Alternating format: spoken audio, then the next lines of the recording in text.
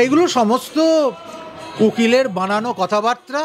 হ্যাঁ, love bite করবার পর সেই মেয়েটি এসে হাউ হাউ করে কেঁদে, হ্যাঁ, এবং সে কি একটার পর একজন, একজনের পর একজন, তিনজনকেই লাভ বাইট করেছে।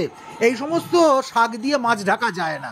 এসব আন্তাবড়ি কথা বলে স্ত্রীলোকদেরকে, নারী সমাজকে, ধর্ষিতাকে কোনো দিন মুছে দেওয়া যাবে না, কোনো দিন এই অন্যায় চলতে দেওয়া যায় না।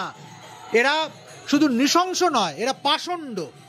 না হলে ধর্ষকের পক্ষে দাঁড়িয়ে যে উকিল কথা বলে, তার নিজের ঘরে কি মা বোন নেই? তার নিজের কি আত্মীয় স্বজন নেই?